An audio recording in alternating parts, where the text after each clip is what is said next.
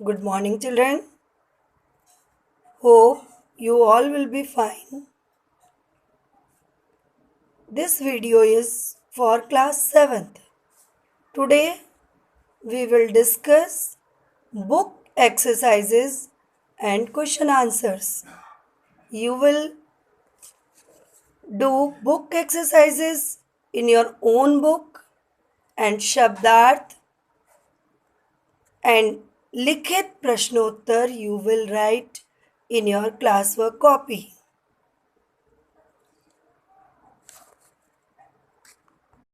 शब्दार्थ पर्वतमाला पर्वतों की श्रृंखला स्वर्ण सोना अनुग्रह कृपा इसको कृपा बोलेंगे कृपा नहीं आश्रय सहारा समीप पास निकट भी हो सकता है रोष क्रोध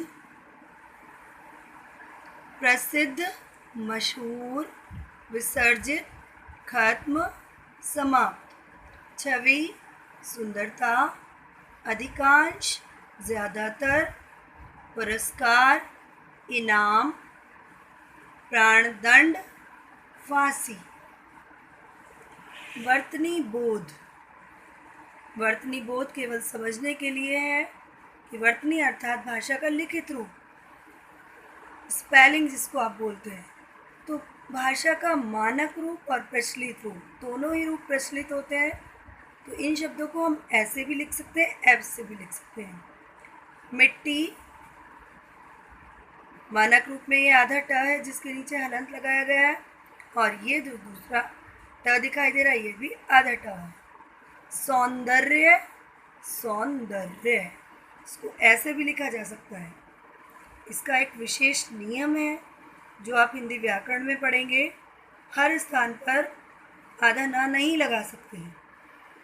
ये दंतव्य वर्ग के अक्षर होते हैं जिनके पहले हम मात्र न लगा सकते हैं अनुस्वार के स्थान पर। युद्ध द में ध है।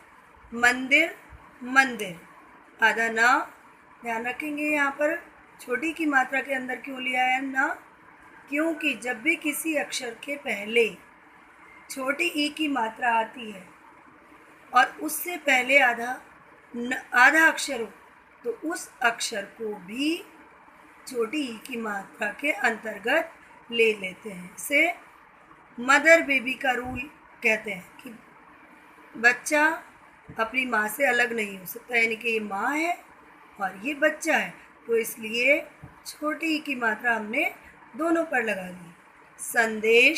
संदेश वही नियम आ रहा है। द के पहले आधा न क्योंकि ये द वर्ग है। तवर्ग मतलब त की लाइन के पांचों अक्षर त थ द ध न। इन चारों अक्षरों के पहले अनुस्वार के स्थान पर हम आधा ना ला सकते हैं। प्रसिद्ध वृद्ध द आधा इसमें भी इसी प्रकार से इस तरह से भी इसको लिख सकते हैं। द्वार आधा द इसके नीचे द के नीचे हलंत है, यहाँ पर भी द आधा व आ की मात्रा। प्रबंध पुनः ध्यान देंगे कि ये भी त के वर्ग का शब्द है, अक्षर है। देखिएगा त थ द ध न ये पांचों अक्षर किस वर्ग के हैं? त वर्ग। हिंदी वर्ण के अंतर्गत आप पढ़ेंगे त थ द ध न। ये त वर्ग के अक्षरों में यदि हमें अनुस्वार लगाना है, ना की आवाज़ आ रही है तो हम अंक की बिंदी भी लगा सकते हैं और इनके पहले इनमें से कोई भी अक्षर है तो आधा न भी लिख सकते हैं। इसका पंचम अक्षर भी अनुस्वार के रूप में लिख सकते हैं। जैसा कि चारों उदाहरण यहाँ पर हैं। बंदी द के पहले आधा ना, प्रबंध द के पहले आधा ना, संदेश मंदिर उनके पहले आधा ना। भाषा बोध पृष्ठ संख्या, इसका अगला पृष्ठ भाषा बोध। पाठ में आए शब्दों के विलोम शब्द लिखिए। This you will do in your book only with pencil, समझते हुए। विलोम शब्द लिखिए। विलोम मतलब उल्टा, विपरीतार्थ। दंड, पुरस्कार। रात्रि, दिवस। राजा, रंग। रक्षक, भक्षक। सुख, दुख। तिरस्कार, सम्मान। पुरस्कार, तिरस्कार का पुरस्कार ज़्यादा उचित रहेगा, पुरस्कार।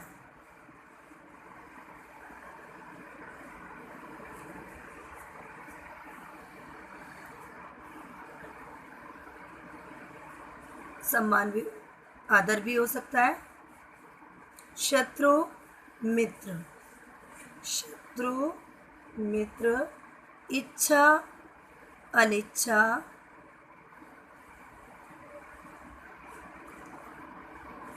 धीर, अधीर।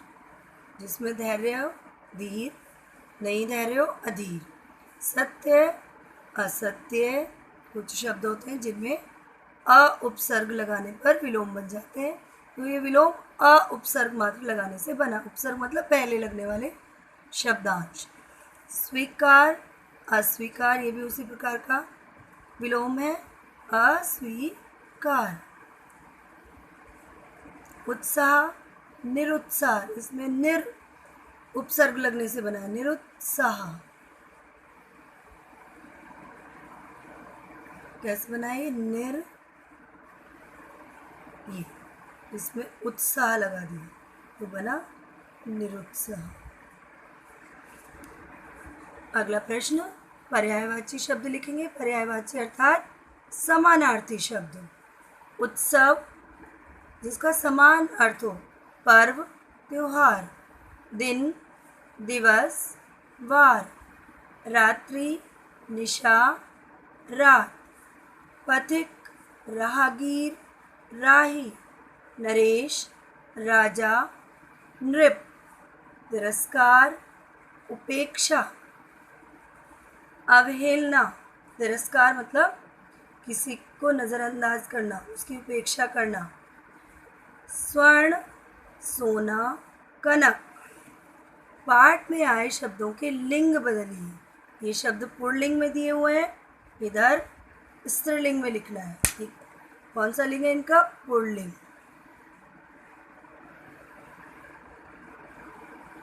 आपको कौन सी लिंग में लिखना है? स्त्रीलिंग।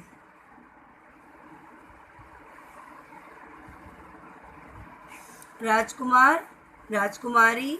मालिक, मालकिन। युवक, युवती। कुमार, कुमारी। महाराज, महारानी। राजा, रानी। हाथी, हथिनी। देव, देवी। दास, दासी।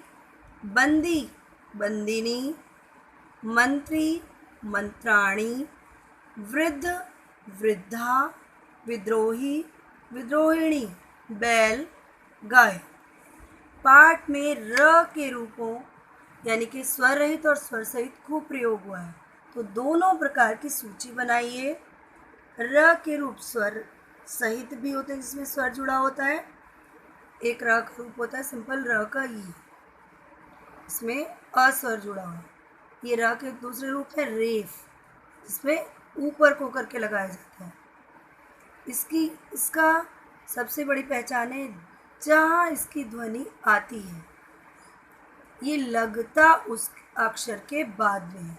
जैसे दुर्ग, तो दुर्ग, इसको लिखने का सबसे उचित तरीका, इसको तोड़कर लिख लीजिए शब्द को, दुर्ग। तो जहाँ इसकी आवाज़ आ रही है वहाँ से हटाकर अगले वाले अक्षर पर लग जाता है। दुर्ग। गाड़ी आगे को चलती है तो आगे वाले अक्षर पर लगता है। आश्चर्य, पदेन, पदेन वाला र नीचे लगाया जाता है। निद्रा, प्राणदंड, अनुग्रह, विद्रोही। निम्नलिखित प्रश्नों के उत्तर एक वाक्य में दीजिए। ये आप मौखिक रूप से दोहराएंगे, याद करेंगे, कॉपी में नहीं लिखने हैं। मगध का राजकुमार कौन था? मगध का राजकुमार अरुण था। वह क्या देख रहा था? कौशल का उत्सव एवं मधुलिका का भोला भाला सौंदर्य देख रहा था। पूर्ण वाक्य में लिखेंगे, मगध का राजकुमार अरुण था।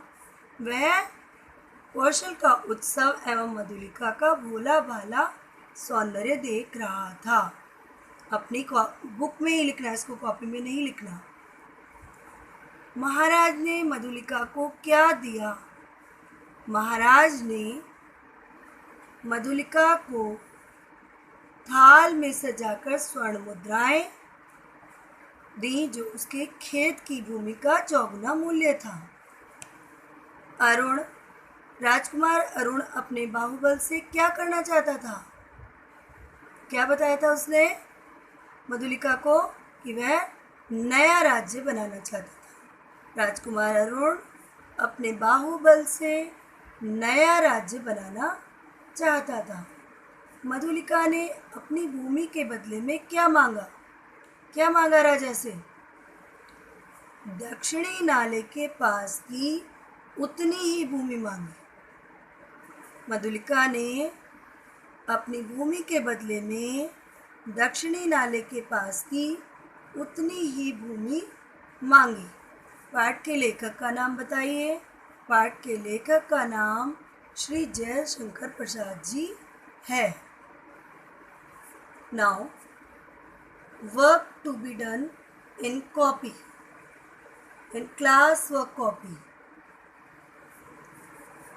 लिखित प्रश्न ये आप कॉपी में करेंगे। इनके उत्तर दो I have discussed along with chapter, but some still left. I am again giving hints, and written you will write same in your class work copy. कौशल का कौन सा उत्सव प्रसिद्ध था? कौशल का वह उत्सव प्रसिद्ध था जिसमें कौशल के महाराज एक दिन के लिए किसान बनकर इंद्रदेव की पूजा करते थे और किसी दूसरे की किसी भी भूमि पर हल जोतते थे, चाहे वो किसी किसान की हो, किसी की भी हो, जिसे देखने के लिए दूसरे राज्यों के युवक एवं राजकुमार भी आते थे और उत्सव में भाग लेते थे। प्रश्न संख्या 2, मधुलिका ने उन स्वर्ण मुद्राओं का क्या किया? मधुलिका ने उन स्वर्ण मुद्राओं की थाली को, हमने पाठ में पढ़ा था, स्वर्ण मुद्राओं की थाली को सिर से लगाया और उसमें रखी हुई स्वर्ण मुद्राओं को राजा के ऊपर न्योछावर कर दिया, न्योछावर करते हुए बिखेर दिया और यह कहते हुए उन्हें लेने से इनकार कर दिया, देव, मेरे पितामहों की भूमि बेचना मेरे लिए अपराध है। प्रश्न ग, मधुलिका ने राजकुमार अरुण की मदद क्यों की? मधुलिका ने राजकुमार अरुण की मदद इसलिए की क्योंकि उसने सोचा कि अरुण मगध से निकाला गया है और उसके देश कौशल में जीविका खोजने आया है, अतः शरणागत की रक्षा करनी चाहिए। अरुण ने मधुलिका के प्रति सहानुभूति प्रकट करते हुए भी कहा था कि वह कौशल नरेश से तुम्हारी भूमि वापस दिलवा देगा। इसके अतिरिक्त मधुलिका ने एक और कारण से अरुण की मदद की, क्योंकि वह अरुण से प्रेम भी करती थी। प्रश्न घ, मधुलिका ने किस भावना से प्रेरित होकर सेनापति को सूचना दी? मधुलिका ने किस भावना से प्रेरित होकर? देश प्रेम की भावना से। तो केवल एक लाइन में उत्तर लिखना पर्याप्त नहीं है कि आपके 2 या 3 अंकों में प्रश्न पूछे जाते हैं, अतः प्रश्न का उत्तर समझाते हुए लिखेंगे। जब मधुलिका को पता चला कि अरुण श्रावस्ती दुर्ग पर आक्रमण कर कौशल का राजा बनना चाहता है, तो उसने सोचा मगध तो कौशल का शत्रु है। किसने सोचा? मधुलिका ने। और इस प्रकार तो शत्रु की विजय हो जाएगी। अतः उसके हृदय में देश प्रेम की भावना जागृत हो गई। इसी देश प्रेम की भावना से, इसी देश प्रेम एवं कर्तव्य परायणता की भावना से प्रेरित होकर मधुलिका ने सेनापति को आक्रमण की सूचना दी। यदि आपको प्रश्नों के उत्तर याद करने में कठिनाई होती है तो पहले प्रश्न की भाषा अनुसार उत्तर ढूंढिए कि किस भावना से प्रेरित होकर। देश प्रेम की भावना से और कर्तव्य परायण। पहले उसके अंदर देश प्रेम की भावना जगी और फिर मुझे क्या कर्तव्य करना चाहिए, और इसके पहले वाला पार्ट याद करेंगे। तो आप इन उत्तरों को अपने ढंग से भी लिख सकते हैं, लेकिन वाक्य रचना के अनुसार वाक्य उचित होने चाहिए, इसलिए आपको नियमबद्ध तरीके की भाषा दी गई है जिससे कि आप इसका अभ्यास करें और यह आपकी भाषा के प्रभाव में आ जाए। प्रश्न अणा, इस कहानी में सबसे अच्छा पात्र तुम्हें कौन लगा? उसकी विशेषताएं लिखो। इस कहानी में सबसे अच्छा पात्र तुम्हें कौन सा लगा? उसकी विशेषताएं लिखिए। प्रश्न अणा है। ऐसे प्रश्नों के उत्तर में आप अपनी इच्छा से जो पात्र आपको अच्छा लगता है उनके वह उत्तर के रूप में लिख सकते हैं, किंतु इस पाठ के आधार पर मधुलिका ही सबसे अच्छा लगने वाला पात्र है। इसके अतिरिक्त इस पाठ में नहीं लिख सकते। तो अतः यदि लिखेंगे तो राजा भी अच्छा लग सकता है, लेकिन ऐसे लिखने चाहिए जिसके पॉइंट्स मोस्टली फेवर में, पॉजिटिव पॉइंट हो, जिसमें मोस्टली क्वालिटीज़ हो। तो मधुलिका ही ऐसा पात्र है जिस पर यह पाठ कहानी आधारित है। तो इस कहानी में हमें सबसे अच्छा पात्र मधुलिका लगी, क्योंकि वह स्वाभिमानी थी।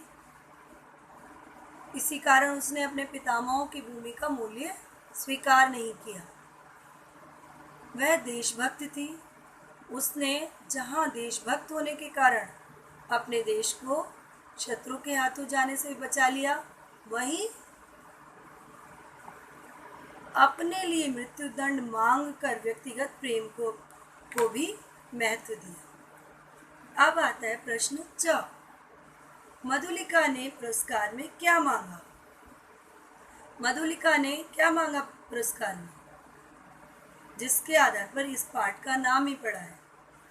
अंत में मधुलिका क्या कहती है? तो मुझे भी मृत्युदंड मिले, तो मुझे भी प्राणदंड मिले। तो मधुलिका ने पुरस्कार के रूप में अपने लिए भी प्राणदंड मांगा। क्यों?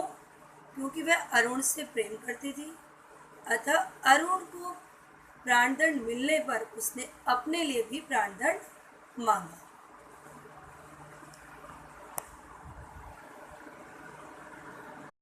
गृह कार्य, शब्दार्थ एवं प्रश्नोत्तर कॉपी में लिखेंगे, वह याद करेंगे। बुक एक्सरसाइज का अभ्यास करेंगे। धन्यवाद।